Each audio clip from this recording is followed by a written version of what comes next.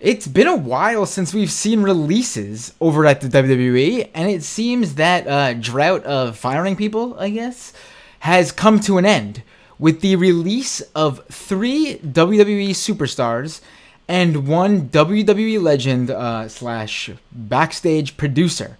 That's what he was hired as in full-time capacity. And I'll get to him shortly. As you can see on the screen now, first up is Tye Dillinger. Now, we know Tye Dillinger has basically requested his release because he said on Twitter he did. Let's pull up his Twitter account. He said, before rumors begin to spread, let me set things straight ahead of time. And basically he goes on to say that he requested his release the past 5.5 years, which is half of 10, I should say. He's seen and done some wonderful things, and he basically felt like he needed to move on. To be fair to Tye Dillinger, he really wasn't being used in any great capacity on NXT. I feel like, on NXT he did find himself, but they brought him up way too early on the main roster to try to, I guess, take advantage of that whole 10 gimmick that was, getting over with the fans. But never really found his place in the main roster. And you'll see with the rest of the releases, at least 3 out of the 4, it sort of seems like they all sort of follow that path. Let's go on to the next wrestler who was released. Hideo Itami, a.k.a. Kenta. Now, this to me was a real waste of talent. I mean, this guy, people were looking forward to Kenta coming into the WWE for years, and then he finally shows up in NXT, and not really to blame the WWE, but he gets injured. I mean, they can't do anything about that. But he was gone for so long, he finally comes back, and they never really gave him, a place. And they never really found a place for him before, once again, he got injured. Just bad luck all around, and I feel like his WWE run was really, like I said before, gone to waste. This guy was killing it in Japan, in Ring of Honor. Someone who everyone was really looking forward to seeing in the WWE at the same level as Daniel Bryan, AJ Styles, those types of indie guys who made it to the company and found success in the WWE. Unfortunately for Itami, it never worked out. Again, another guy who said he had asked for his release. He had thanked people back in January when he wrapped things up with the company. But I guess the release is official now, and he tweeted out, thanks again, see you soon as Kenta, #go to sleep. This is a guy who I could see go over to Cody Rhodes and the Young Bucks Federation. He would be a main eventer there. He would tear it up there. Never really found a place in the WWE, unfortunately. Again, the injuries were the main factor, but still. He came up on 205 Live. This is a guy who should have been on the main roster on Raw or SmackDown. And, getting in the ring with the likes of, like I said before, Daniel Bryan, AJ Styles, Samoa Joe.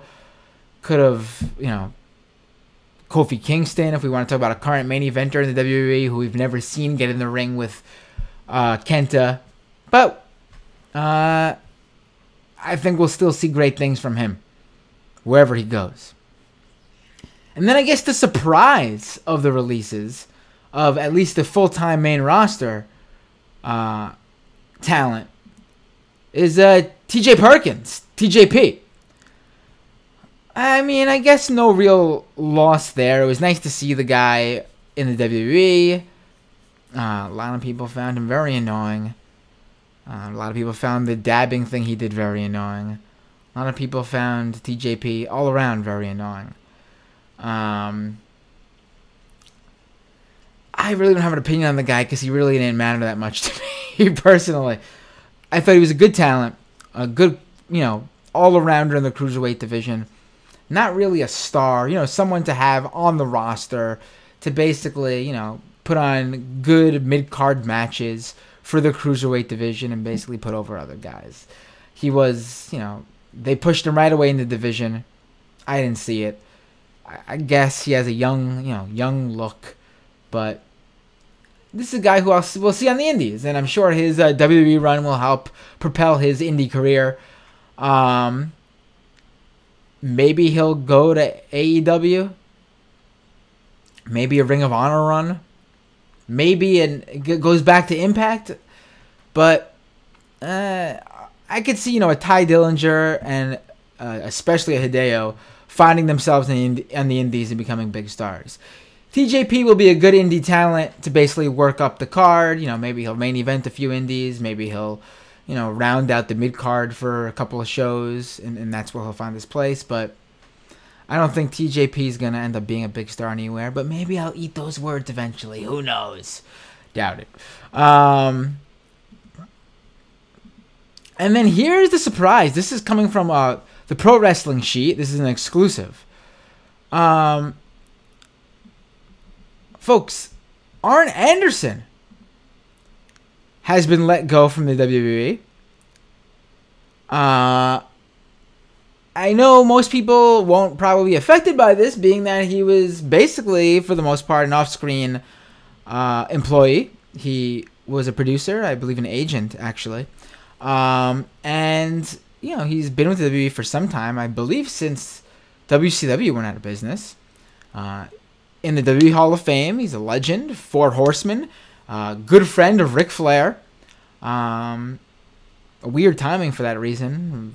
Ric Flair's birthday for him to be released, but something tells me, and I saw this going around, and I think I am going to go with this too, unless something else comes out and says otherwise.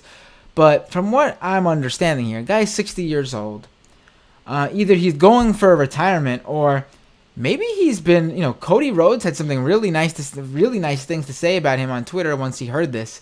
Wouldn't surprise me if Cody went to bat for this guy and had the Khans throw out all their money, not all their money, but, throw out the gauntlet to try to, throw down the gauntlet, I should say, to try to win over Arn Anderson with a higher salary and say, this guy should be running the show backstage, at least in terms of putting together the matches. I could see that being the case. Time will tell. We'll see. So, for the first time in a while, we got some releases. This is definitely not the spring cleaning that the WWE usually sees, simply because it's February. And also because, from what I understand, Tye Dillinger, well, not from what I understand, it's been, obviously, from their own words, been proven that Tye Dillinger and Hideo Itami asked for their releases. Arn Anderson, we're not quite sure yet. And with TJP, again, not quite sure, but he had this to say over on Twitter. Thanks for giving me a chance and letting me play for the team I grew up watching. Again, I'm not quite sure if he asked for his release because they simply weren't using him, or if they released him. But TJP just seems happy to be there. I think, for a lot of these guys, obviously they wish they were, find great success in WWE, but even if they don't, they get to go down in history as always being a WWE superstar. They're officially part of, WWE canon. They'll always be in those big, thick WWE books that their kids can show their grandkids, and their grandkids can show their kids, that say that, this is the history of the WWE, and these guys all took part. So we'll see who else gets released, if there's any other releases. We'll find out more about whether TJP asked for his release, and really the most important thing out of this is what's going on with Arn Anderson. Retirement? Something else that led to his release? Is he going to AEW? Was it his choice? Time will tell, and we'll find out soon. See you all next time.